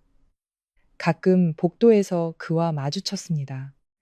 그는 저를 따로 부르거나 친한 척하지 않았지만 몇 번인가 그의 시선이 제게 평소보다 조금 더 오래 머무는 것을 느꼈고, 그럴 때마다 제 마음은 알 수 없는 감정에 휩싸였습니다. 그러던 금요일 오후 비서실에서 회장님께서 저를 찾는다는 연락이 왔습니다. 저는 순간 멈칫했습니다. 제가 서류를 잘못 처리한 걸까? 아니면 AMP 자재에서의 소문이 여기까지 흘러들어온 걸까? 저는 옷매무새를 가다듬고 엘리베이터에 올랐습니다. 한 회장님의 사무실은 아주 조용했고 은은한 차 향기가 감돌았습니다. 그는 직접 제게 찻잔을 건네며 일이 익숙해졌는지, 사는 곳은 멀지 않은지, 건강은 괜찮은지 물었습니다. 평범한 질문들이었지만 그 다정함에 목이 메어왔습니다. 잠시 후 그는 찻잔을 내려놓으며 목소리를 낮췄습니다. 어머니 성함이 은희 맞습니까? 제 손이 수첩 가장자리를 꽉 쥐었습니다. 네, 맞습니다. 저희 어머니를 어떻게... 그는 저를 오랫동안 바라보았습니다. 수원 출신이시고 젊었을 때 옷 가게에서 일하다가 나중에 혼자 시장에서 작은 식당을 하셨지. 맞나? 심장이 세차게 뛰기 시작했습니다. 그 이야기들은 외부인이 알 수 있는 것이 아니었습니다. 저는 고개를 끄덕였습니다. 네, 맞아요. 한 회장님은 눈을 감았습니다. 내가 젊었을 때 그 사람을 아주 깊이 사랑했었네. 사무실의 모든 소리가 멎는 듯 했습니다. 지난 30년간 어머니는 제게 아버지에 대해 한 번도 말씀하신 적이 없었습니다. 그저 오래된 이야기는 알아서 더 행복해지는 것만은 아니란다라고만 하셨습니다. 그는 이야기를 시작했습니다. 오래전 그의 집안이 큰 위기를 맞았고 사업을 구하기 위해 어쩔 수 없이 다른 사업 파트너의 딸과 결혼해야만 했다고 했습니다. 그가 다시 어머니를 찾아갔을 때 어머니는 이미 수원을 떠난 후였습니다. 몇 년 뒤 어머니가 다른 도시에서 살고 있다는 소식을 들었지만 그가 찾아갈 때마다 어머니는 이미 다른 곳으로 이사를 간 뒤였습니다. 그는 어머니가 임신했다는 사실을 전혀 몰랐다고 했습니다. 그는 낡아서 누렇게 변한 편지 봉투 하나를 꺼냈습니다. 그것은 어머니가 썼지만 붙이지 못한 편지였고 나중에 고향 친구를 통해 그의 손에 들어왔다고 했습니다. 편지에는 아이에 대한 언급이 있었지만 주소도 이름도 없었습니다. 저는 떨리는 손으로 편지를 받았습니다. 어머니의 약간 기울어진 글씨체는 너무나 익숙해서 가슴이 미어졌습니다. 편지에서 어머니는 떠나는 것이 더 이상 사랑하지 않아서가 아니라 자신의 아이가 이미 사라진 명분을 되찾기 위한 구실로 자라나는 것을 원치 않기 때문이라고 썼습니다. 눈앞이 흐려졌습니다. 저는 고개를 들어 그를 보았습니다. 그럼 저희 엄마가 아프셨을 때, 제가 돈 한 푼이 아쉬웠을 때, 제가 사람들한테 짓밟려서 더 이상 설 곳이 없었을 때, 그때는 어디 계셨어요? 한 회장님은 제 시선을 피하지 않았습니다. 나는 몰랐네. 하지만 몰랐다는 것이 내 잘못을 가볍게 하지는 않겠지? 내가 너무 늦었어. 그건 변하지 않는 사실이야. 저는 편지를 가슴에 안았습니다. 저는 아직 그를 어떤 친근한 호칭으로도 부를 수 없었습니다. 그도 강요하지 않았습니다. 그저 제가 동의한다면 진실을 명확히 하기 위해 유전자 검사를 받고 싶다고 했습니다. 받아들이든 용서하든 그것은 온전히 저의 선택이라고 했습니다. 그날 밤 저는 어머니의 영정 사진 앞에 편지를 놓았습니다. 고시원 방은 여전히 축축했고 선풍기는 덜컹거렸습니다. 하지만 아주 오래된 비밀 하나가 제 인생 속으로 눈물처럼 무겁고 향 연기처럼 고요하게 들어왔습니다. 그날 밤 저는 잠을 이룰 수 없었습니다. 어머니의 영정 앞에 놓인 낡은 편지, 누렇게 변한 종이, 가슴 시리도록 익숙한 기울어진 글씨체. 저는 몇 번이고 그 편지를 읽고 또 읽었습니다. 어머니의 글은 놀랍도록 차분했습니다. 한 회장님을 원망하지도 자신의 신세를 한탄하지도 않았습니다. 그저 뱃속의 아이가 어른들의 다툼 속에서 자라서는 안 된다고, 가난해도 당당하게 키우는 것이 이미 사라진 명분을 구걸하는 구실로 삼는 것보다 낫다고 적혀 있었습니다. 저는 축축한 벽에 기댄 채 소리 없이 눈물을 흘렸습니다. 지난 30년간 저는 어머니가 아버지에 대해 침묵하는 것이 그저 아픈 기억을 떠올리고 싶지 않기 때문이라고만 생각했습니다. 그 침묵 뒤에 한 여자가 평생을 홀로 삼켜온 거대한 슬픔이 있었다는 것을 이제야 알았습니다. 이틀 후 저는 유전자 검사에 동의했습니다. 한 회장님이 차를 보내겠다고 했지만 저는 거절했습니다. 저는 직접 버스를 타고 검사센터로 향했습니다. 아무리 짧은 길이라도 스스로 걸어가야만 하는 길이 있는 법입니다. 특히 그 길이 제 인생의 진실로 향하는 길이라면 더욱 그렇습니다. 검사실에는 한 회장님이 먼저 와서 기다리고 있었습니다. 저를 보자 자리에서 일어났지만 너무 가까이 다가오지는 않았습니다. 와줘서 고맙네. 제가 작게 대답했습니다.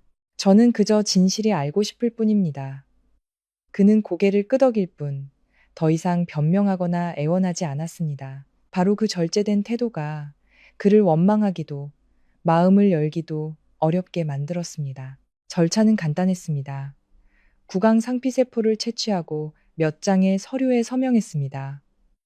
센터문 앞에서 그는 제게 커피라도 한잔하겠냐고 물었습니다. 저는 고개를 저었습니다. 결과가 나온 뒤에 생각하겠다고 했습니다. 결과를 기다리는 며칠 동안 저는 평소처럼 출근했습니다. 이 팀장이 맡긴 서류들을 하나하나 검토하고 작은 오류들을 꼼꼼히 기록했습니다.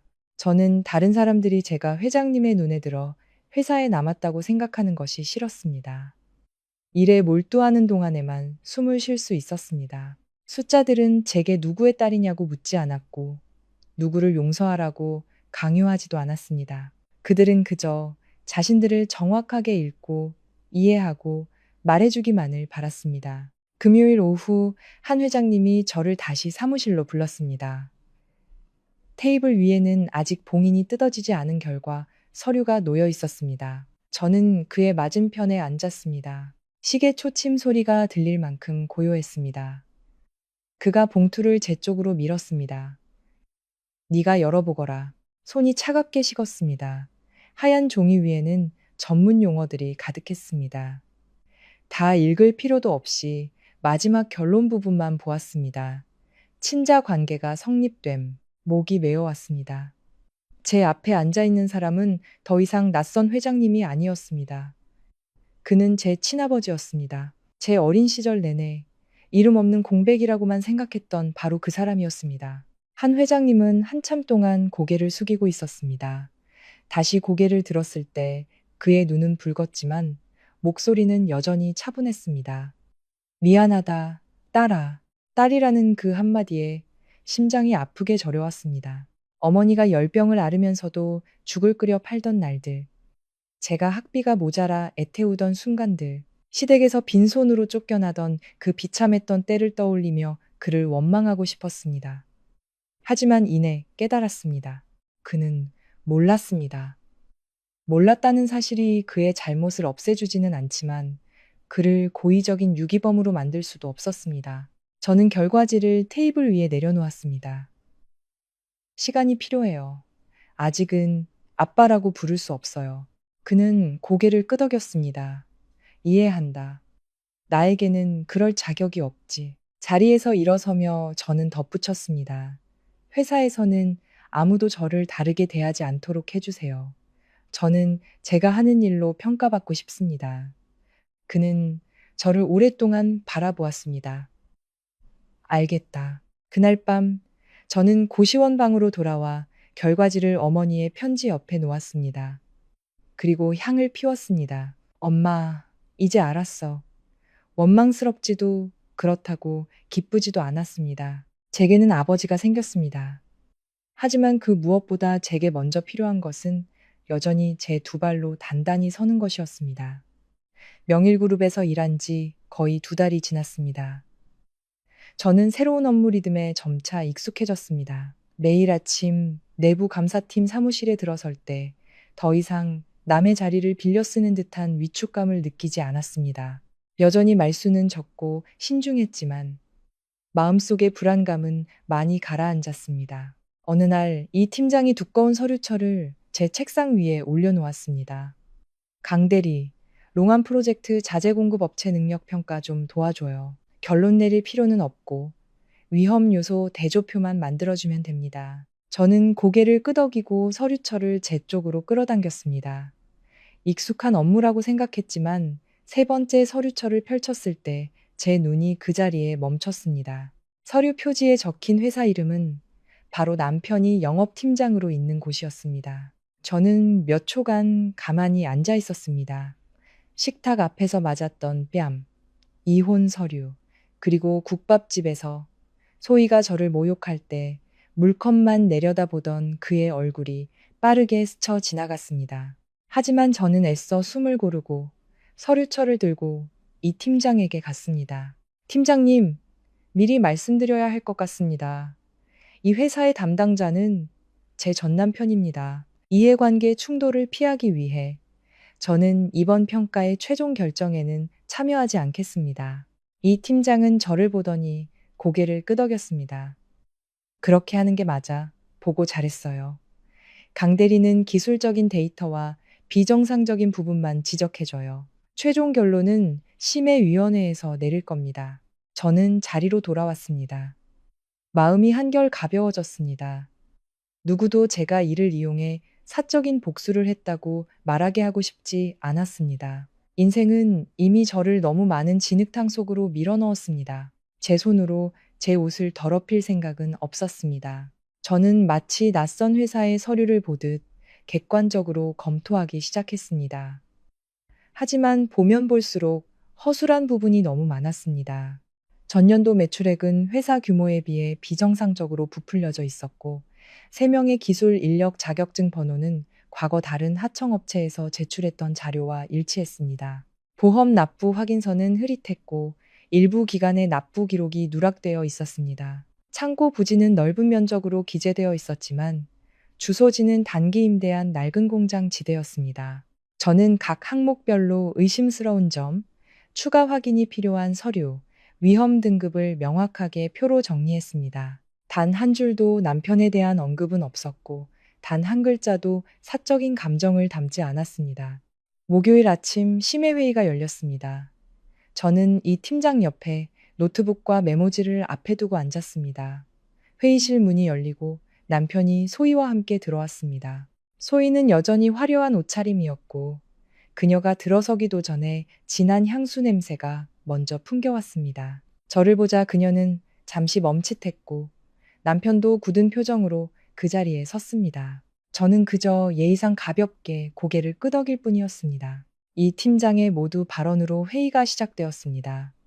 남편 측의 발표는 매끄러웠습니다.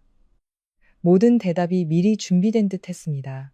남편은 전문가다운 태도를 유지하려 애썼지만 저와 눈이 마주칠 때마다 황급히 서류로 시선을 돌렸습니다. 자료 대조 순서가 되자 이 팀장이 말했습니다. 강 대리, 검토한 위험 요소들을 발표해 주세요. 저는 화면에 표를 띄우고 차분한 목소리로 말했습니다. 귀사에서 제출한 자료에 따르면 전년도 매출액은 이 수준에 도달했습니다. 대조를 위해 관련 결산 부속 명세서와 매출 증빙 자료 제출을 요청합니다. 남편이 잠시 당황했습니다. 그 부분은 추후에 보완하도록 하겠습니다. 저는 서류를 똑바로 보며 말했습니다. 이것은 공식적으로 제출된 능력평가 서류입니다. 중요한 지표들은 심사 시점에서 근거가 제시되어야 합니다. 저는 다음 페이지로 넘겼습니다. 여기 기재된 3명의 기술 인력은 자격증 정보가 다른 하청업체의 자료와 중복됩니다. 현재의 고용 관계와 관련 보험 계약을 명확히 증명해 주시기 바랍니다. 소희가 끼어들며 애써 부드러운 목소리로 말했습니다.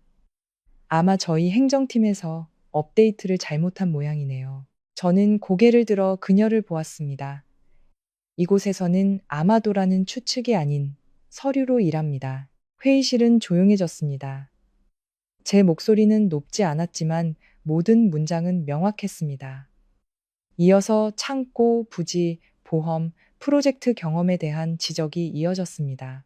의문점이 하나씩 제기될 때마다 그들이 포장해온 화려한 껍데기는 한 겹씩 벗겨졌습니다. 15분 후 이 팀장은 제출된 서류는 심사 요건을 충족하지 못하므로 제안 목록에서 잠정적으로 제외합니다라고 결론 내렸습니다. 남편은 입술을 굳게 다물고 있었고 소희는 얼굴이 빨개져서 무언가 말하려다 그만두었습니다. 저는 서류철을 덮었습니다. 마음속에는 예상했던 통쾌함 대신 아주 맑고 차가운 감각만이 남았습니다. 과거에 저는 잘못된 서류에 사인하라는 압박을 받았습니다. 오늘 역시 깨끗하지 않은 서류 앞에서 저는 더 이상 소리 지르며 제 옳음을 증명할 필요가 없었습니다. 저는 그저 모든 숫자를 제자리에 돌려놓았을 뿐입니다. 심의가 끝난 후 명일그룹은 남편의 회사에 공식 문서를 보냈습니다. 근거 없는 매출 부풀리기, 증명되지 않는 고용관계, 보험료 미납, 허위 기재된 창고 부지 등 모든 문제점이 명시되어 있었습니다. 업계에서 이런 문서는 단순히 계약 하나를 놓치는 것 이상의 의미를 가집니다. 그것은 경영진으로 하여금 서류를 조작한 내부 시스템 전체를 다시 들여다보게 만드는 계기가 됩니다. 일주일도 채 되지 않아 남편의 회사에서 대대적인 내부 감사가 시작되었다는 소식을 들었습니다. 접대비, 수수료, 과거 프로젝트 서류들이 줄줄이 조사 대상에 올랐습니다. 소희가 뒤집어 쓰고 있던 유능한 파트너라는 껍데기도 금방 찢어졌습니다. 그녀가 실적을 위해 서류를 조작하고 자격 미달의 인력을 명단에 올렸으며 일부 하청업체로부터 뒷돈을 챙긴 사실이 드러났습니다. 소희는 며칠 만에 소리 소문 없이 사라졌습니다.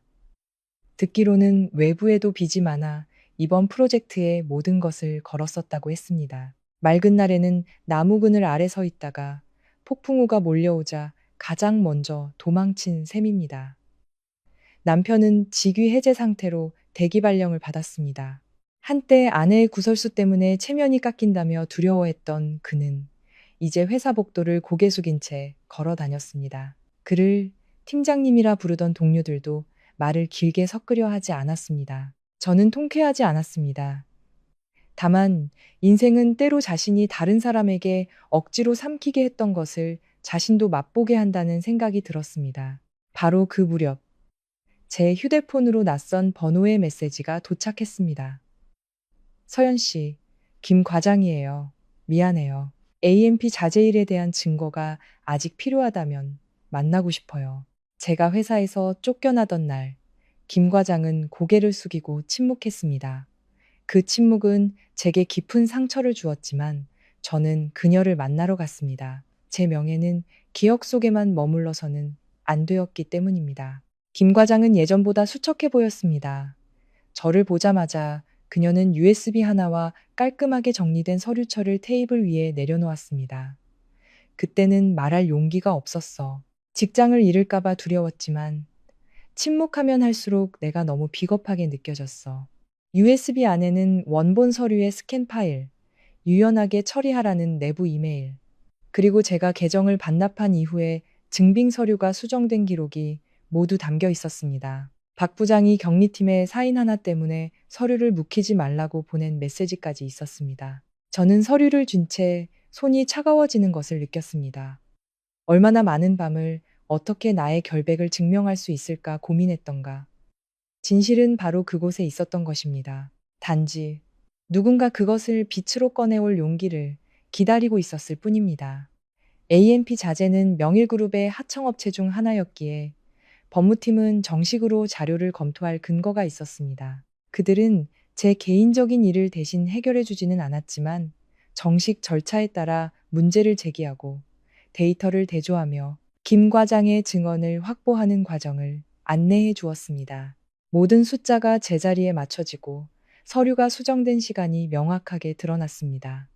제 계정은 조작된 증빙 서류가 만들어지기 전에 이미 잠겨 있었습니다.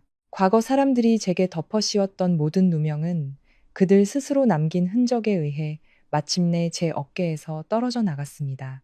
최종 결론이 담긴 문서를 받은 날, 저는 사무실에 오랫동안 앉아 있었습니다. 축포도 박수도 없었습니다. 그저 몇 장의 종이와 붉은 도장, 그리고 제자리를 찾은 제 이름이 있을 뿐이었습니다. 비리 발견자는 비리 유발자가 아님. 저는 그 문서의 사본을 어머니의 영정 앞에 놓았습니다. 저녁 햇살 속에서 향 연기가 가늘게 피어올랐습니다. 저는 나지막이 속삭였습니다. 엄마, 나 이제 깨끗해졌어. 한 사람의 명예는 때로 악의적인 소문에 의해 진흙탕에 처박힐 수 있습니다. 하지만 맑은 정신과 꼿꼿한 허리를 잃지 않는다면 언젠가 진실은 스스로 돌아올 길을 찾게 되는 법입니다. 제 명예가 회복된 후에도 옛 시댁의 소식은 흙탕물처럼 간간히 흘러들어왔습니다. 시어머니는 빚의 수렁에서 더욱 깊이 빠져들었습니다. 제가 주었던 돈은 채권자들의 입을 며칠 막는데 그쳤고 결국 그녀가 몰래 담보로 잡혔던 빌라는 헐값에 팔리게 되었습니다. 시동생 부부는 빚더미 앞에서 서로에게 책임을 떠넘기기 바빴습니다. 직위 해제된 남편도 더 이상 과거의 오만한 모습은 찾아볼 수 없었습니다. 복잡한 일을 감당할 힘이 없다고 말했던 그는 이제 그 복잡함에 짓눌려 고개조차 들지 못했습니다. 바람을 씹는 자, 폭풍을 거둔다는 말이 틀리지 않았습니다. 어느 날 저녁, 제가 명일그룹에서 회의를 마치고 나오는데 로비에 남편이 앉아 있었습니다. 그는 수척했고 셔츠는 구겨져 있었습니다. 저를 보자마자 그는 벌떡 일어났습니다. 서연아, 우리 엄마 좀 살려줘. 저는 그를 보았습니다. 마음은 더 이상 예전처럼 아프지 않았습니다. 그저 제 안의 모든 신뢰와 자격을 소진해버린 한 남자가 서 있을 뿐이었습니다. 어머님은 어떻게 되셨는데요? 뇌졸중으로 쓰러지셨어.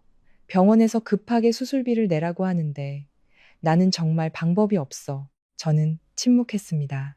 식탁 앞에서 맞았던 뺨, 그들이 제 돈을 모두 가져간 뒤 내밀었던 이혼 서류, 그리고 시어머니가 돌아가신 제 어머니에게 던졌던 모욕적인 말들이 떠올랐습니다. 하지만 동시에 꼿꼿하게 사는 것은 너 자신을 무정한 사람으로 만들기 위함이 아니란다 라고 하셨던 어머니의 가르침도 생각났습니다. 병원비는 제가 먼저 내드릴 수 있어요. 하지만 각서를 쓰세요. 구두 약속은 하지 않겠습니다. 남편은 계속해서 고개를 끄덕였습니다. 제가 말을 이었습니다. 그리고 어머님께서 회복하시면 저희 어머니 산소에 가서 지난날의 무례에 대해 사과하셔야 해요. 남편의 얼굴이 하얗게 질렸습니다. 아마도 막다른 길에 서게 되어서야 진심 어린 사과 한마디가 얼마나 무거운 것인지 깨달은 모양입니다. 저는 제가 말한 대로 했습니다. 병원비는 지불되었고 차용증은 제가 보관했습니다. 한 달여 후 시어머니는 지팡이의 의지에 걸을 수 있게 되었습니다. 맑게 갠 어느 아침, 남편은 어머니를 모시고 공동묘지로 왔습니다. 저는 어머니의 묘소 앞에 향 한 묶음을 든 채 서 있었습니다. 마음은 이상할 정도로 고요했습니다. 시어머니는 지팡이를 짚고 힘겹게 다가왔습니다. 한때 거실 한가운데서 저를 호되게 꾸짖던 그 여인은 이제 희끗희끗한 머리카락이 초라하게 흘러내리고 있었습니다. 어머니의 비석 앞에서 그녀는 떨리는 손으로 합장했습니다. 은희 씨, 내가 잘못했어요. 그땐 내가 당신도, 당신 딸도 무시했소. 내가 못된 말을 했고 악담을 했어요. 부디 용서해 주시오. 저는 대답하지 않았습니다. 맑고 투명한 햇살 속으로 향 연기가 피어올랐습니다. 통쾌하지는 않았지만 가슴을 짓누르던 돌덩이 하나가 사라지는 기분이었습니다. 어떤 사과는 너무 늦게 찾아옵니다. 하지만 늦게라도 이미 떠난 이가 침묵 속에서 계속 모욕당하지 않게 하는 것이 더 중요했습니다. 2년 후 저는 제 힘으로 모은 돈과 프로젝트 성과금, 그리고 은행 대출을 받아 작은 아파트 하나를 마련했습니다. 크지는 않았지만 창문으로는 따스한 햇살이 들어왔습니다. 집에서 가장 소중한 공간은 어머니의 사진을 모셔둔 작은 탁자였습니다. 한 회장님, 이제는 제 아버지인 그는 여전히 제 곁을 조용히 지켜주었습니다.